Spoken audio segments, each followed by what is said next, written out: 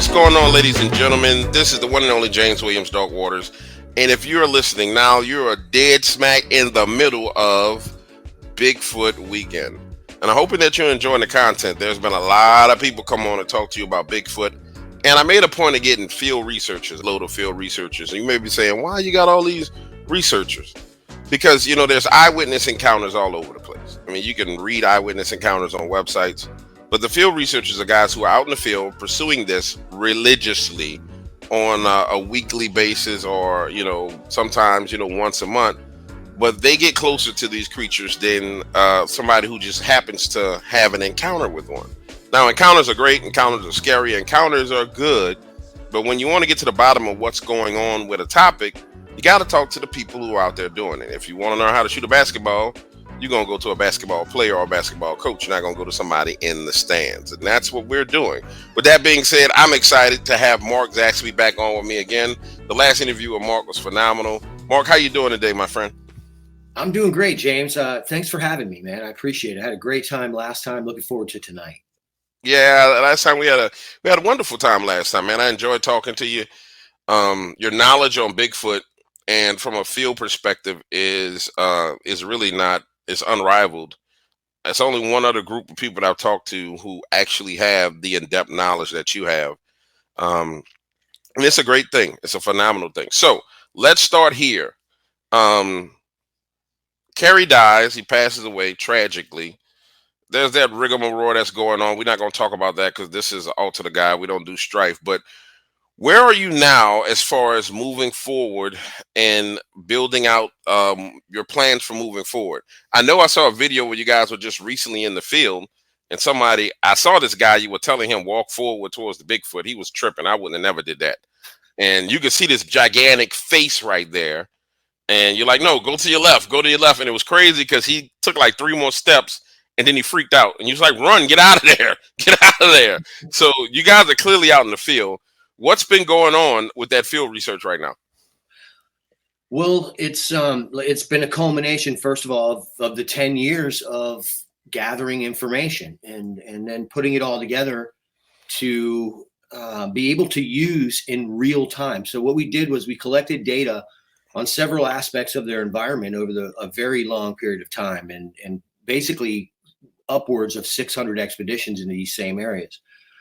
We now have a model of how the creatures attempt to observe us and typically what type of cover they use to observe us from. So when we enter these environments, we know that the creatures are in. We've had the eyewitness sightings, and of course, we've been studying for upwards of a decade now. We have a good idea where they're going to show their faces. There's only so many things within the topography of the environment that change. The ground brush and the trees have a tendency to stay the same. Absolutely, where the topography changes and there are ravines, or in Florida's case, mountains in other places, but in Florida's case, the swamp. So we put all that stuff together, and now what we're in the process of doing is taking people into the field to witness what we've discovered and give them a chance to experience the entire situation themselves, learning how to capture one of the creatures on film. We're giving lectures now on identification of what we actually see in these areas and the data, what it tells us visually from our film. So we have a good idea now of what these creatures in this area look like after the 10-year study. We can take people into the field, guide them into these areas safely, and from safe distances, most of the time, we can capture the creatures on film or give our students the opportunity to learn how with real hands-on experience. And what's the typical student like, man? Is it someone that's coming to you that's like got a lot of outdoors experience, or is it just someone who's just curious and they've been on, an internet researcher? What's the typical student like that comes out to try and find Bigfoot? Well, for the beginning of the actual process, we wanted to make the experience available to the people that supported us, first of all. So we made it available first to our members on Patreon. And of course, we filled the first camp out very quickly. Upon looking at, and this is something that I do examine closely, we do study that and that aspect of what you're asking about. And it's interesting. we see every demographic you can think of and interested in this subject, because this particular subject and the existence of this species crosses borders, crosses demographics. It crosses cultures. People live in these creatures' environment. And so what we see is a lot of people who live in rural communities, homeowners, who have certain things going on their property that they look online and they see are attributed to this species. Well, they'll join us on Patreon and begin the educational process. And the end result, and this is where my wife and I and Kerry all had the same idea, was it's one thing to tell someone about it. It's completely different when they experience it. When they're with you and they experience it, you can literally watch them come to cognition. You can see it on the film in the situational video that you described, where I was actually trying to confirm what I had on thermal by having an eyewitness, one of our student campers, approach cautiously to the area. He then, like you said, he shined the flashlight on it, and you can see cognition happen on camera, where the thing is so big that he doesn't recognize it at first until his brain begins to put together the symmetry of the sides of this thing's head that's lying on the ground observing him, and then his whole body shudders. That is the moment that you first wake up to what is actually going on our planet, around us, outside of our cities. And that moment is what Kerry and I and my wife had planned, to begin to put into practice, giving people the opportunity to experience this particular aspect of our reality that, first of all, they're unsure of because they have it going on their properties.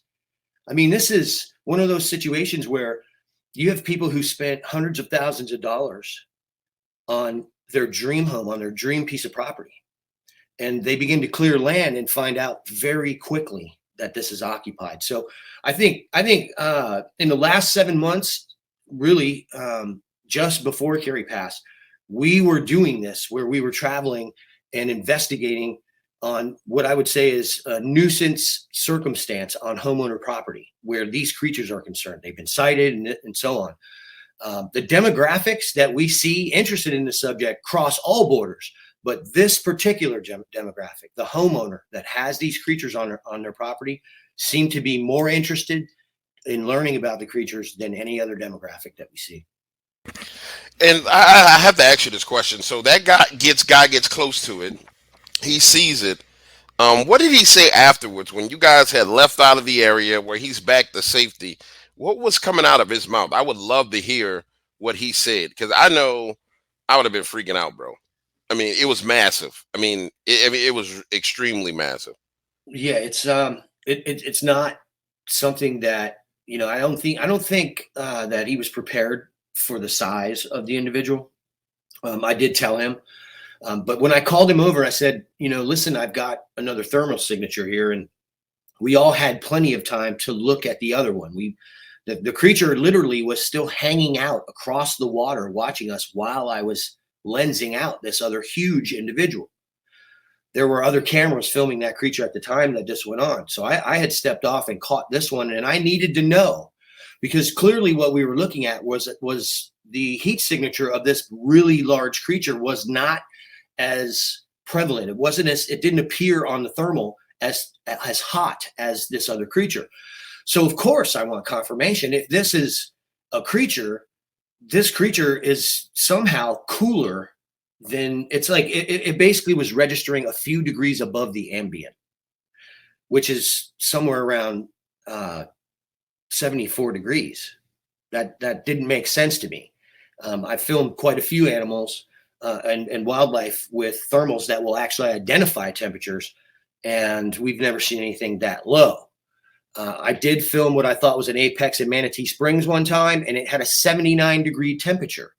We thought that was odd, but what we're seeing, I think, is that the creatures may, in fact, have the ability to regulate or self-regulate, or they may be cold-blooded, point blank. In the end, we're not sure about that.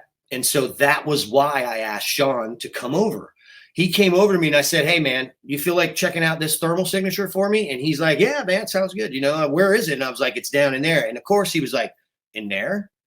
And because we were up on a hill and he would have had to have gone down essentially into the prairie, but it was pitch black.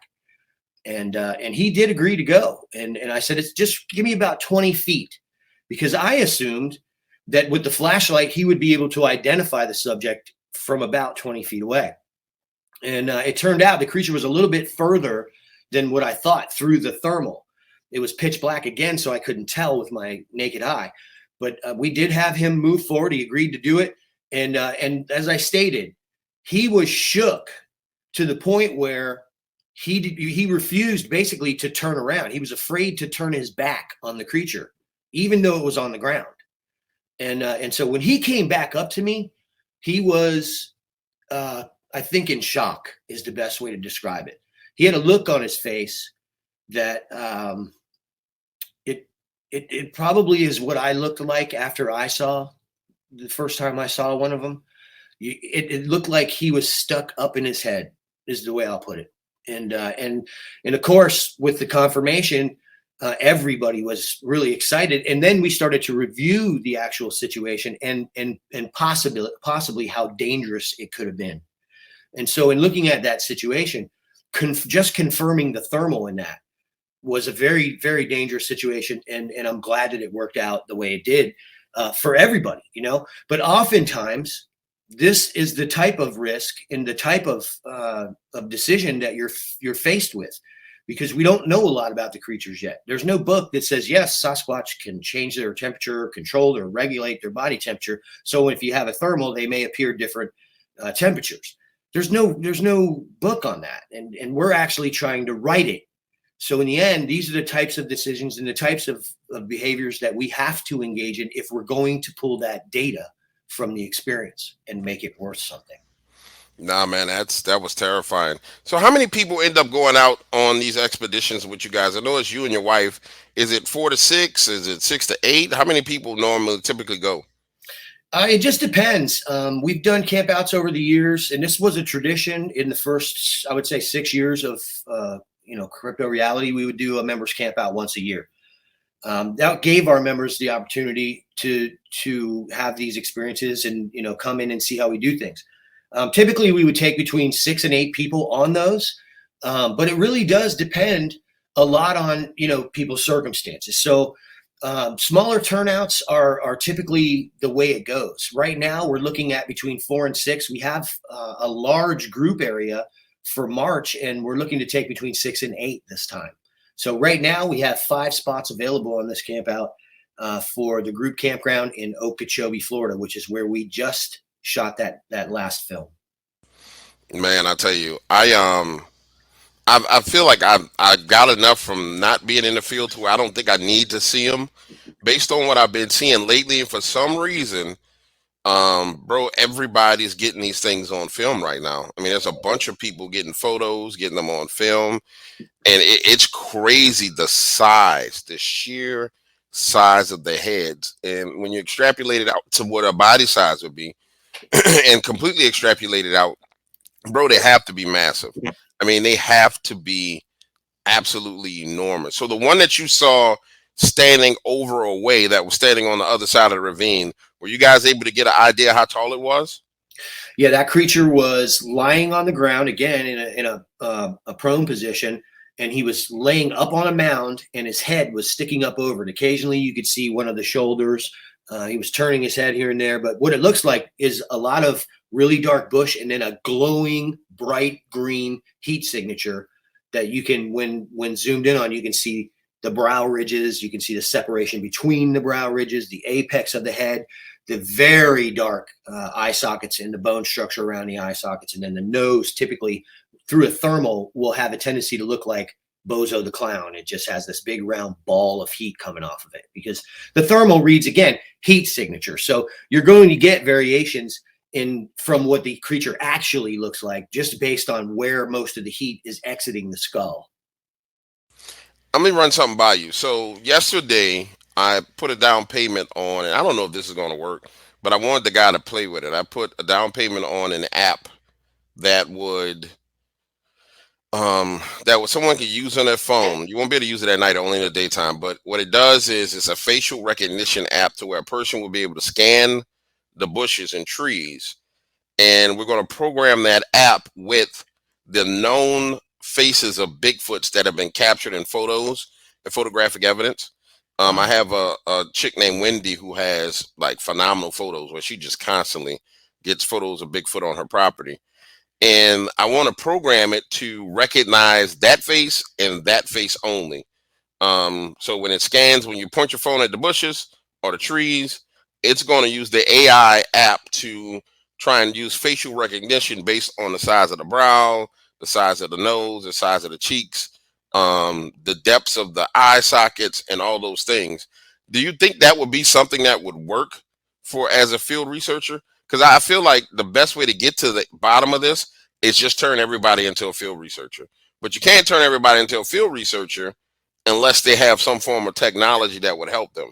If moms and pops and the homeowner can pull up their app on their phone and then scan the bushes and capture a picture, I feel like we'll get just evidence pouring in. Do you think something like that would work?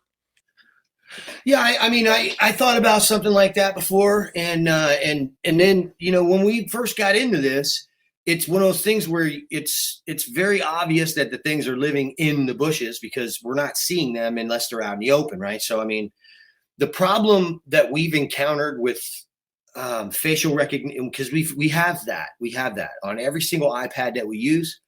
We have facial recognition.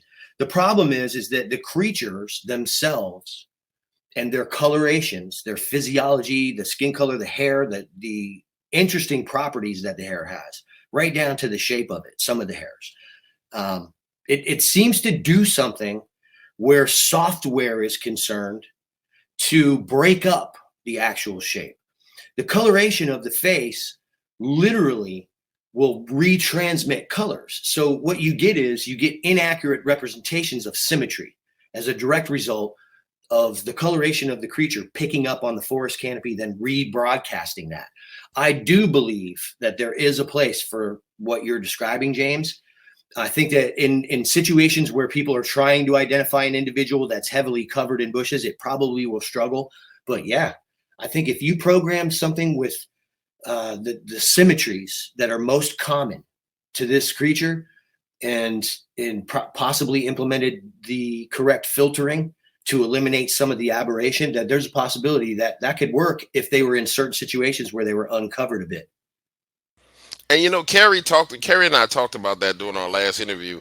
He talked about like you guys tripped down into in Florida, and he was like, James, the problem that we were having, it was he said the way he described it to me was he was like, it's almost as if their faces absorb the color or reflect the color of the brush that's around them. And because I think he was talking about David Banner, the big one that you guys had down there, and he was like, his Yeah. face is green on camera, but it wasn't green when I was looking at it, and I don't know what would cause that. That I mean, that's a phenomenal thing. It's almost as if a chameleon type ability, and maybe it's the hair, maybe it's something else. You got any idea what could be causing that? Sure. Well, we catch a lot of these individuals on film that have the gray skin or the light gray skin, and I've personally seen a few of these creatures with the gray skin, and two of them that had bright clown white skin, not Caucasian, Okay. clown paint white, face paint white. And it was interesting because when I saw the individual, I didn't see the individual.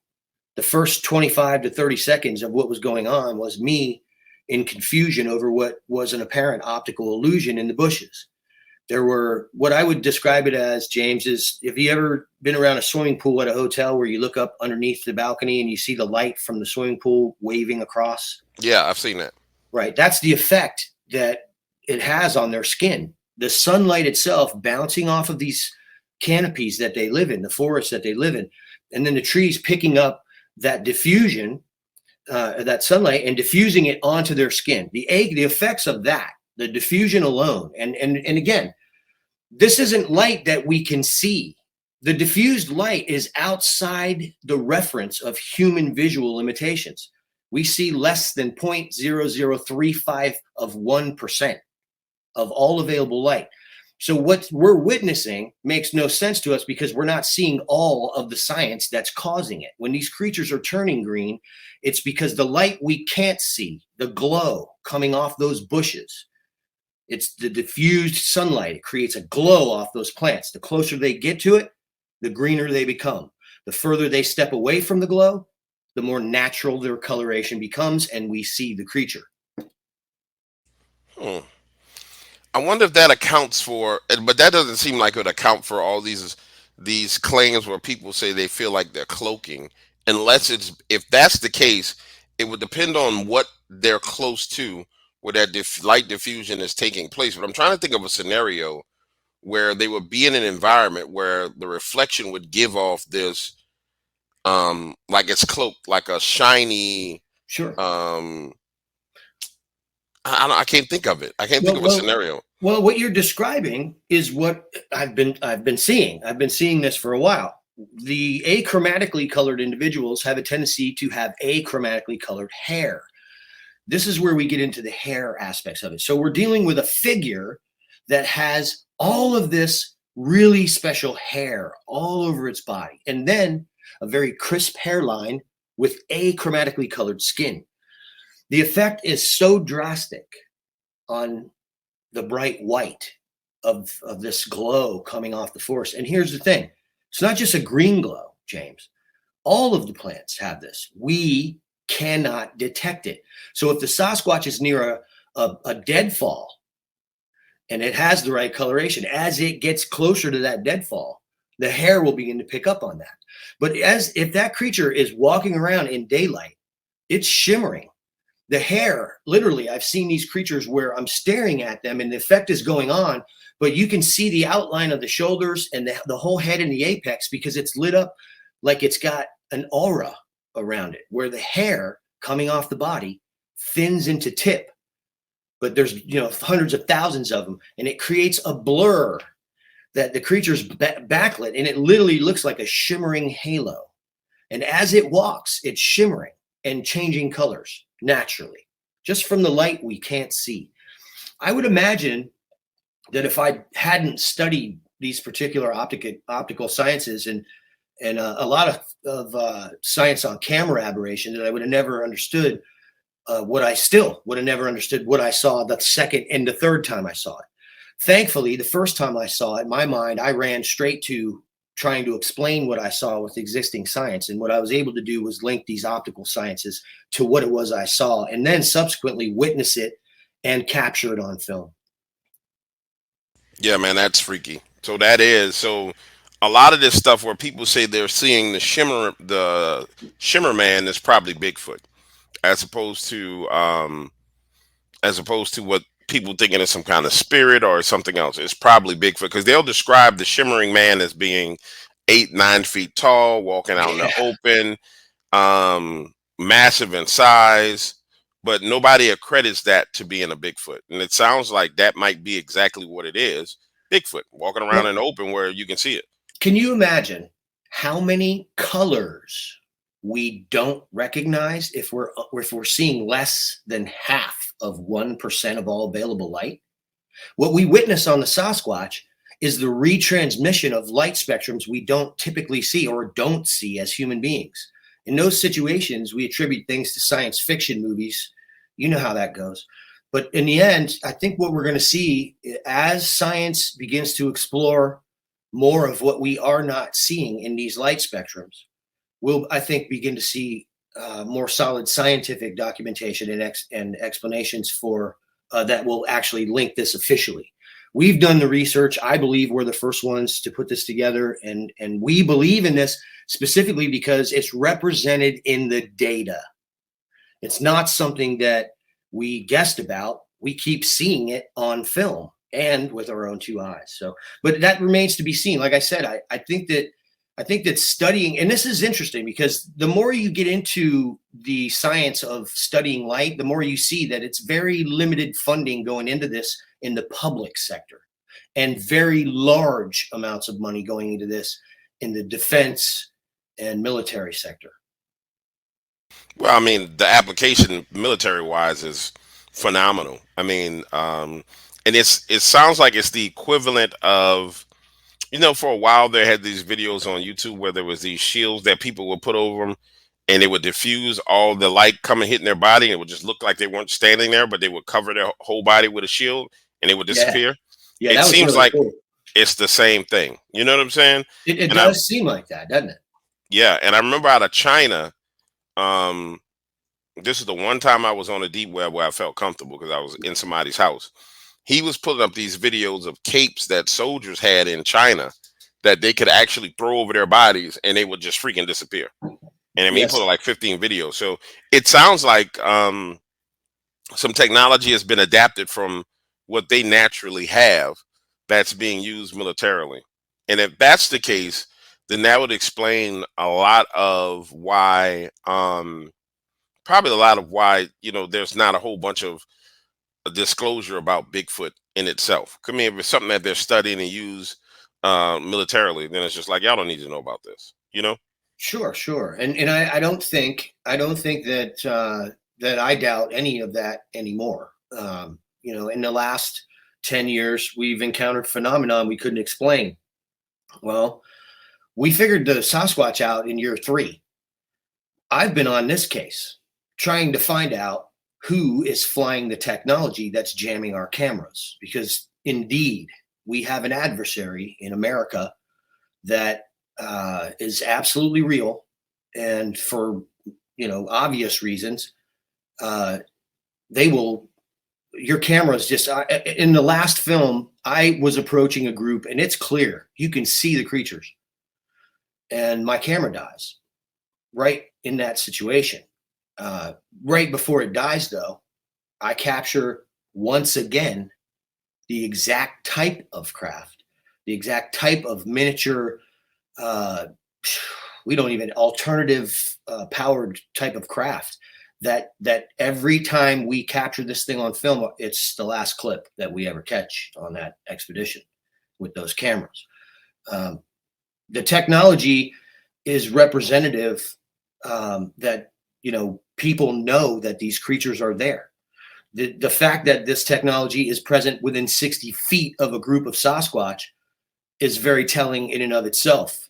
And it's all about where and when and how. James, you know this, right? So we're in there, and I'm around a group, and I'm photographing miniature UFOs. Period. And you can see these things in the film. The cameras are dying. This is something that every single person who's been in the field with us has experienced. This technological aspect of what's going on with the primitives in the bushes. So our job for the last 4 or 5 years was to nail that technology down on camera so that we could begin to explain to people that it's human beings that are behind jamming your cameras. And in this last film, we just captured another huge piece of that puzzle. So have you seen any signs of, because I saw that it looked like a little rod that came up out of the bushes and went up into the air. Have you seen any sign of humans being in the area when you guys have been out there over this? I think you say you guys been out in the field over 600 times. Have you ever been able to physically see signs of humans or anything in that realm that would give you an indication that they're actively um position themselves as an adversary? I think that in every single place that we encounter the creatures, we encounter this technological adversarial aspect. But in addition to that, because we recognized that this was going on so quickly, we began investigating that. And so I've talked to dozens of officials. I've also personally witnessed uh, harassment of not only my team, but people who come to associate with our team from officials in these areas. I think that the behaviors that we've witnessed clearly, and from all law enforcement, that is either present in these regions or has made their presence known to us, is that they're very uncomfortable that we're doing what we're doing, and they try to dissuade us from the area every single time that we have an encounter with them.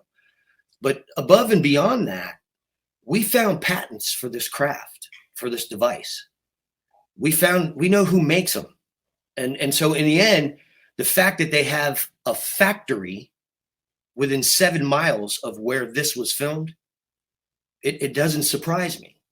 It doesn't surprise me. They're a member of the complex, and I happen to know employees that work for them. So when we look at everything on this side of it, because we've been involved in the harassment and all that stuff, we started to look at, oh, my battery's dead. Most people just change the battery. Well, we're asking why, and we've uncovered so much. The reality of technology that's purchased in the United States by the average American is it comes with a fail-safe that guarantees that in certain situations, your camera will die and you will not leave with footage of whatever incident it was. Those situations have a tendency to occur when we're around these creatures. Now, isn't it strange that people are coming up missing who are hiking, who have cell phones and cameras, and yet we're not able to get any footage of any kind of an attack out of there? Nothing like that. Now, I look at the situation as I was 60 feet from a group of these creatures, and it's evidenced on that film. You can see that there's at least one of these creatures that I'm talking about on the film as this device flies towards my camera and the clip ends. What would have happened if I was by myself, didn't notice the creatures, and stumbled in on them with a camera that was incapable of recording, and the creatures got me?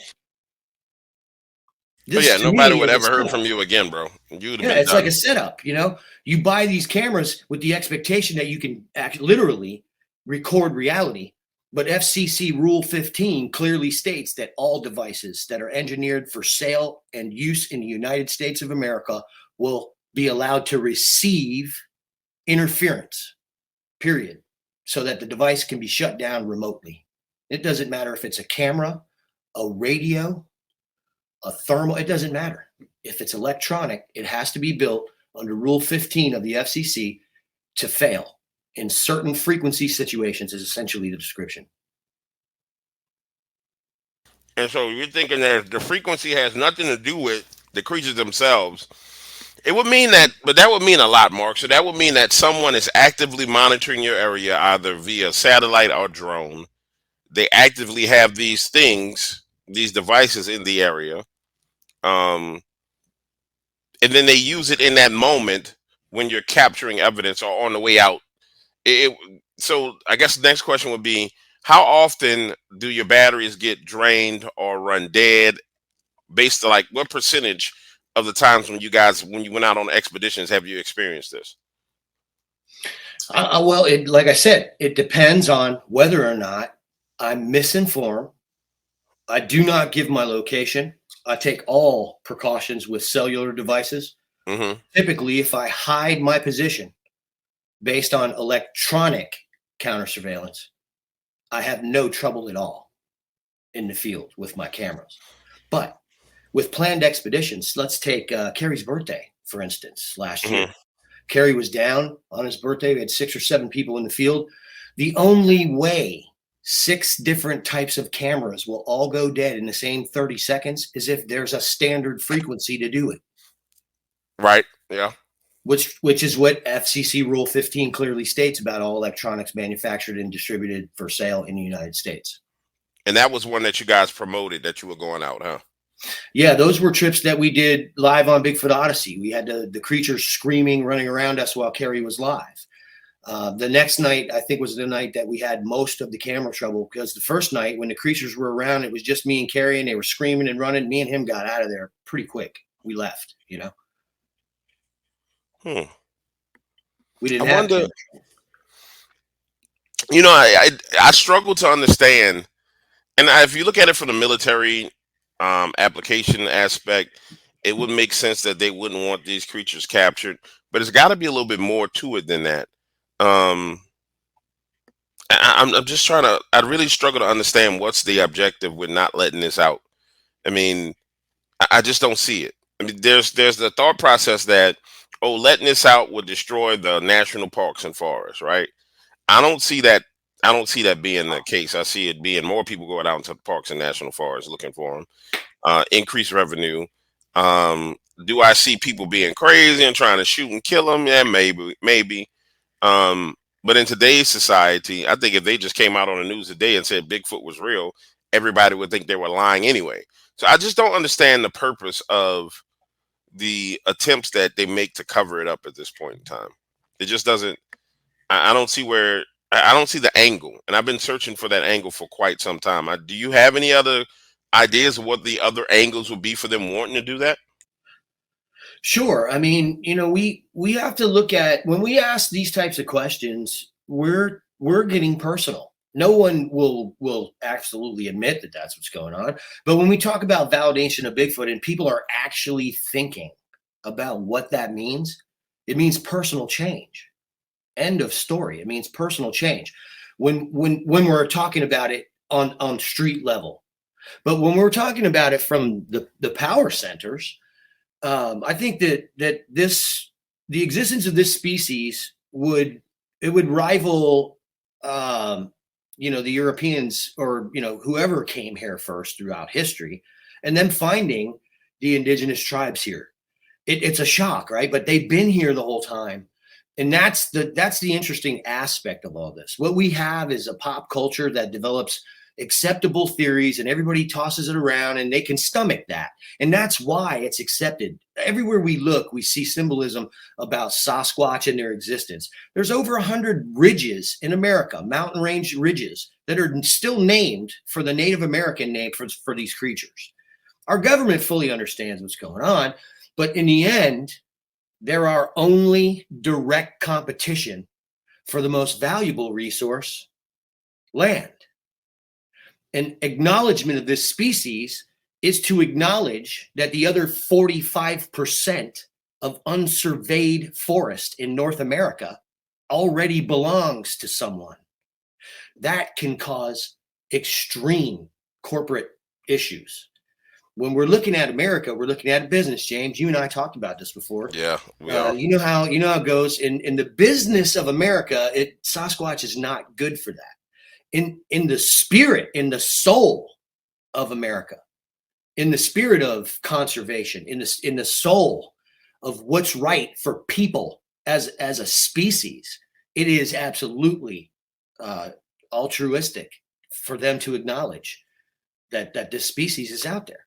The reality of the situation is, in America, we think the hostile takeover ended after the Trail of Tears. It's still going on. It's just these people can't speak our languages, and they're definitely out there. Are they big? Are they scary? Absolutely. We've uncovered things that I never thought when I started to research this subject we would even get close to this. I mean, we're seeing creatures that are far more. I think the age of the creatures, just the sheer size of them, is an indication that these creatures can get very old. And I look at it and I say, okay, well, we have our country, James, but at what cost? Yeah, I'm with you. Well, I mean, making war and survival of the fittest, man. That's what it's been. That's what it's going to always be. So I don't. I think you do have a point where you say um, the existing context of the average, American citizen's mind, actually the global citizenship, the existing context of their mind. I think if you fracture it in certain ways, it's irreparable. So, for example, they just fractured the context of everyone's mind, alluding to balloons being UFOs, right? But it was an intentional fracturing of that context, and I think they did it to a point to where they felt like we can fix this, even though we're interjecting this into pop culture, into the human species as a whole, into their minds. I think we can fix this. I'm guessing that it's probably, you don't want to open too many cans of worms, because once it gets open, people have to question everything. And you're right, and it leads to questioning what's in all those abandoned acres of woods that we had not allowed to touch, and what else are you lying to me about? What else have you kept secret from me? And Well, I think you had a really interesting point at the beginning of this conversation when you said something about how they come out with things. Do you realize the CIA announced that UFOs are real 2 years ago? Nothing happened. yeah, Nothing changed. Nothing. Everyone's still nobody's spending all day looking up at the sky in fear. You know what I mean? And so in the end, I think that what really goes on is a lot of preventative medicine to continue the exact state of mind in the status quo. Preventive medicine being, let's have conversations that essentially make it so we want to end having conversations about Sasquatch. The reality of the situation is they exist already and they've been alongside us as long as we've tread the planet. What's going on has been dealt with irresponsibly and outside the frame of public oversight. That is a direct violation of our Constitution, period. If there is something going on within the borders of the United States, the American people, by constitutional right, have an obligation. Not only do they have a right, but an obligation. Something as significant as this, scientifically significant. You talk about how it can change something or it can change something for the worse. Imagine what the green movement would be if people knew that we were sharing this ground with another species of man and they completely accepted it. Is this the change, the acknowledgement of this species of man? Is this the change that could set mankind on the right course?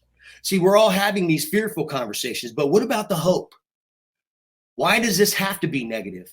Just because it's being covered up does not mean it's negative. It could be that the realization Americans have about this species of man redistributes power centers. And that is the ultimate fear. yeah, I can see that. And but when you talk about the green movement, honestly, bro, when you circle back to those people, truthfully, I don't see them. I don't see them giving a damn about Sasquatch. You know, those are corporately funded, um, World Economic Forum funded movements, where they prop people up into positions where they're like, oh, we want to make sure that the Earth is green. We don't want to. We want Right. to deal with climate change. That has its own agenda, Yeah. and that agenda is depopulation. So I don't even see them people giving a damn about a Sasquatch because, I um, definitely agree with you on that too. yeah, I don't My think they give my a my damn. thinking on it, James, is that the grassroots. It's like everything else, right? If we really look at the political dichotomy here in this country and the dynamic that is basically resulting, these people are creating the ideas and selling it to us, not the other way around, which is the way it's supposed to be. The word constituent is a word. It means something. Maybe not as much as it used to, but in the end, it's supposed to be the other way around. And I think that people all too often accept the way things are being transmitted nowadays, as opposed to the way, say, 30 years. I can tell you this right now. You brought up the balloons. The response to those balloons 25 years ago would have been very different Oh than yeah, it for was this sure. time. You Yeah, know it'd what I have mean? been way different. Yeah. And so when we look at it, and like you said, they're framing it and framing conversations. And really, they made some serious mistakes and oversteps, if you ask me. I was watching the whole thing, just like you. But the reality is what they allowed was Americans to feel unsafe. And in my opinion, that was intentional. Like you said, you clearly described some manipulation going on there. I saw that as well. Yeah, that was intentional to make Americans feel unsafe, and it was intentional diversion from other things. That's that's the most frightening thing to me that's going on right now. Talking about politics, it's a lot of deliberate actions that are going on that are designed to stoke fear. The past 3 years have been all about fear, It's and disconcerting, James. yeah, Disconcerting. and fear is all it. Fear is what breaks people down. Fear is how you manipulate and control people through fear. Take that from a man who's a master at fear. It's a terrible thing, for families to be torn apart by fear, and for um, brothers and sisters to turn their backs on each other's based on fear, which is what we saw over the past couple of years. But it is what it is, man. You know, people have to learn one way or the other. How about this? Let me ask you this question because we're gonna be running out of time soon, and I don't want to run my mouth too much. All right, so you're back out in the field. How are you going to start compiling this information? Um, to where it's easily digestible for people. like I've seen your videos where you drop a video on YouTube, great, phenomenal evidence.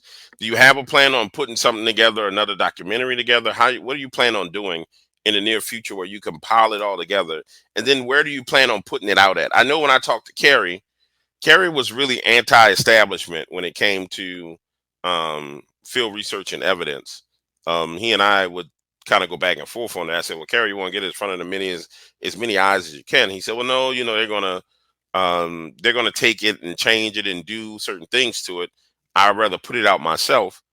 And at the end of the day, you got to get eyes on it to get the point out and get the message out. What's your plan on getting the eyes on this evidence so where you can effect the change that you want to effect? Well, that's the thing. We believe that data is king, and we think that, and we're of the mind that if people have the information, it is available to them, and they can be educated on it. That they will. And crypto realities made no bones about the fact that we agreed from the beginning to provide transparency in this study. This was something that was even long before Kerry, contacted us, and in the end, that's the deal here. Our goal was to show people from the beginning. When we started, we knew very little, is what I'll say. We thought we knew what was going on from participating in online stuff, but the reality is when you go in the field, you realize the balance between effort and reward, and there are certain ways you begin doing things. What we feel is the right way to do is we engage in cycles, and during those cycles, we collect massive amounts of data. And at the end of that cycle, we evaluate the value of the data that we've found. And then if there is an opportunity for something that we have that's solid and we've confirmed it, then we will try to educate the public on that through our films. We do have films on Patreon. We have a membership there. We have YouTube. We also have Crypto Odyssey at elementor.cloud. That's the site where we were building that for Kerry and I. My wife and I built that so that we could begin to educate the public. So what we're doing is we're offering lecture classes on the data that you can see in our films. And that's typically how we'll do it. We'll put a film on Amazon every once in a while. But what we're finding, James, is that it's like Kerry said. One of the reasons that Kerry was like that is he came in on the tail end of a 10-year research campaign into what is it going to take to educate the general public on this? We know it's real. We've seen this thing, right? So why is it that people are going through this? And you study what's going on with this, and the more you study it, the more you see that while these platforms appear to be unbiased, while these platforms will funnel you into wanting to put your content on there because you can have the opportunity to raise funds. If you're putting content like this on there, it becomes very obvious very quick that you're not being afforded the same opportunities for exposure as everybody else. I would liken it to being a conservative on Twitter 2 years ago, 3 years ago. You find that happening where you're being held back. You're using the same keywords as everyone else that's got 100,000 views and is reaching this audience, but your keywords, they don't link with the algorithm the same way as somebody who simply talks about Bigfoot. And I think that that's telling. So I think that has a lot to do with probably why Kerry was having that feeling. And we were adamant that, and I actually did this, that we were going to build a site and provide a safe environment for researchers where they could get funding for their research. We started, it was called Crypto Reality United. I got a contract with Google at one point, and we were going to be able to provide the same exact type of a platform as YouTube, where people could come minus the algorithm. You can put your content on there and that kind of thing. So that, I think, is and that's why we built the site. Kerry and I had many discussions privately about this, and I told him to keep these plans under wraps, until we got the site built. But that is where we're headed, James. Education is king here. I look at it like this. In the beginning, I was very naive, and I thought I could change things drastically in a very short period of time. Mm-hmm. I now understand that, it's the seeds. It's a war of attrition that we're in, James. And, you've got to plant the seeds, and out of 1,000, one of them might turn into a tree. But Kerry was one of my seeds. And there are dozens just like him that are seeds that we've planted. And they're working off our information and our data and our models. And these people will begin to carry the torch, I promise you. And we will make a dent in this, James. We will. No, I know you will because you're passionate about it and you're going about it the right way. The research is the only way to scientifically prove anything. That's why I always extrapolate data from eyewitnesses about hair color, locations, temperature, time of year. And my witnesses get to the point to where they're kind of aggravated with me asking them these real pointed questions. What time of day was it? What was the day of the month? What was this? But I want to know because I want to know where you were and what time of year it was, because that's where all the important information is. And you got James, to chunk down to that information. That's literally the exact information that led me to the end. What you just said, those are the exact right questions that led me into where I'm at now, 10 years later. I asked eyewitnesses where, how, where, and when, and then started developing patterns off of those three questions. Yep. And that's what it's all about. And you can see the patterns if you really pay attention to the data. And that's the beauty of it. That's why my mind works that way in patterns. So I love that. The problem is, in this field, the encounters outweigh, it really does. Talking about encounters really does outweigh field research. And that's mainly because people want to be entertained in a spooky way. And so what ends up happening with field researchers is you guys put your data out, like you put out a video that's, hey, this was the eyewitness and this was them and they had the encounter. Or they'll put out a video of something in the bushes. And it's cool, but it only appeals to one portion of the audience, which is the portion of the audience that, hey, I just want to see the creature. It has to expand out just a little bit to where, okay, what about you in a car on the way there? Do you have a camera stuck to the window while you're driving? Let them hear the conversation. They have to experience it with you and then hit them with the wham, here's the evidence. And that's the model that kind of the production houses have taken, but they fabricate a lot of their evidence. So they'll go out in the woods and beat on trees and have somebody off in the distance whooping. But it's that beginning portion, the human interaction, which is what appeals to other humans. And I say this to people all the time. They say, well, your stories are too good. They got to be fake. I'm like, no, my stories are fantastic because I understand human nature. Humans can only appeal to other humans. You can only relate to another human being.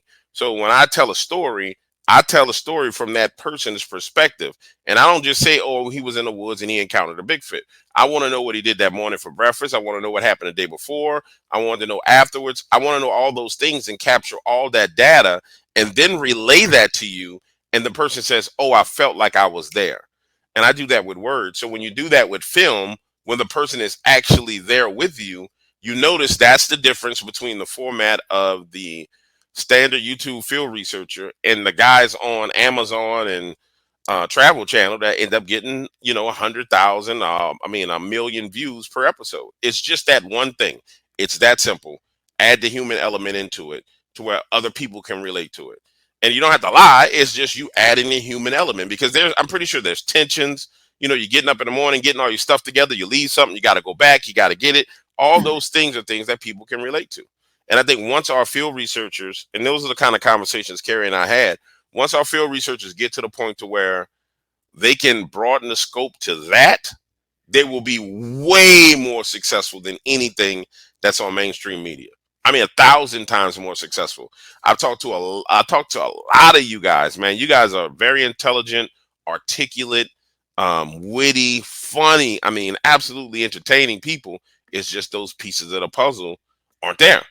And those are the pieces to the puzzle that need to be there in order for it to blow up. So I would just encourage every last researcher, man, look at the format and just steal their format, but inject your real evidence. And the audience doesn't know the difference. You just jack their format because it works. Yeah, that's jack it in a cheap way. That's what made the marriage between Bigfoot Odyssey and Crypto Reality, the inception of Crypto Odyssey. That's what made us do this. Those conversations that you were having, those were the conversations that Kerry and I had 3.5 years ago and said, yeah, man, I get this. But he understood that the amount of work that I do, it's not a question of, can we do that too? We can't. Right. The amount of work that I do just to get what we have. So he knew that, and I knew that he was lacking in my side. So it was a perfect marriage, man. And it, you know, again, is probably the greatest tragedy of my life. And I've been through a lot, James. But just looking at what you just said, I think that's the home run. I do. That's the formula that Kerry and I had. And it's interesting because in the beginning, when Melanie and I first started the show, that's exactly what we did. We told the whole story. And that's the idea behind the Bigfoot Researchers Journal, which is, you know, that's our show, was to show the whole story behind the scenes and all that stuff. When we went private, we stopped that aspect of it and just focused on research because our funders, that's what they wanted. They weren't interested in the story anymore. They wanted us to get this done. Right. And it was interesting because I think with Kerry having gone his route, the timing, it was just this perfect storm, man. And everything came together. And then, of course, now, you know, we're here, but we are absolutely continuing that mission. And I think that's the perfect way to honor him, is to continue on a mission and do what needs to be done. Oh my goodness, my shoulder! I can barely lift my arm. To continue the mission, to do what needs to be done, and to push it and see it all the way through. You know, that's how that's the best way to honor his memory, is to keep him alive. By keeping his face continually in front of people, his ideas and his concepts continually in front of people, and his contribution continually in front of people. I tell you, I've said this publicly and I'll be saying it over and over again. When you look at Bigfoot on YouTube, there outside of Kerry as a spokesperson on YouTube, there really was nobody else at that level who built a platform, let everybody speak on their platform in the Bigfoot community, shared his reach with a whole bunch of people. And we were lucky for the time we had with him. I wish I could have gotten to know him a lot better. We were just going through that process of getting to know each other better. And men don't rush that process. You kind of just talk when you talk. You know what I'm saying? But it's one of those things to where the whole community should be honoring him across the board. You know, and that's what we got to do. Because the way I see it, anyone who dedicates their life to the education and bringing something forward to the community and to people as a whole, when their life comes to an end, everyone else is watching what happens around that. And so you'll find people who sit there and say, okay, well, do I want to put my energy into this if this is what happens to one of the most popular people who was out here doing this? Is this what's going to happen to me? It's kind of like when Britton Salwin passed away. It was a tragic thing because Britton died of, I want to say, cancer. He was gone. And the people that were associated directly with him just let everything fade away. And it was tragic, you know. And he had years and years and years worth of content that should have been, that it could have been prepackaged. He could have been spread everywhere. His family could have did a lot more with what he had to strengthen his legacy. You know what I'm saying? And it was I just do, sad. yeah. And that's what people needs to protect the legacy of Kerry on. Yeah. And he came to us, and he came to an established research organization. We were here when he contacted us about his encounter in 2016, and having not been in the forest for 10 years. That man set me on a course. Right. And I'm going to finish this course. And that's the bottom line. So I'm with you. All right, ladies and gentlemen, with that being said, we have hit the hour on this interview. First of all, Mark, I want to thank you for coming on and hanging out with me. How about this? Tell everybody how they can support you in your field research. If somebody wanted to go on an expedition with you guys, what do they need to go to book an expedition? How do they pay the money to come out and hang out with you guys? Well, right now we're taking members on Patreon, but we are also taking applicants. And then you just tell us a little bit about yourself. You contact us at cryptoreality.us@gmail.com, or you can join us on Patreon as well. The camping information is there. But on YouTube, you would look under the community tab, and we have also on Crypto Odyssey the camping information. if you go on Crypto Reality YouTube, the information is available. It's $650 for the weekend. That includes your tent, your bedding, all your food, the fire, and good company during the entire research process. We educate you on how to use all of your equipment, no matter what the equipment is. We'll help you learn how to use your camera, and then we show you what it is we do. And you will literally train alongside us, attempting to document the creatures in real time. Well, ladies and gentlemen, if you're listening, all the time y'all message me, DW, I want to go to a location. I want to find Bigfoot. I want to find Dogman. There you go.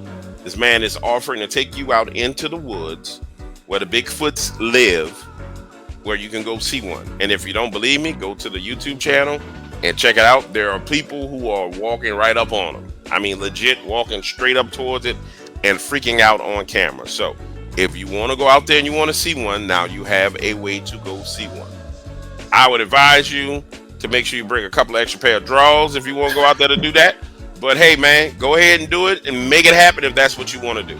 All right, Mark, thanks for joining me, man. And ladies and gentlemen, it's been another great episode hanging out with Dog Waters. I'll catch up with you guys later.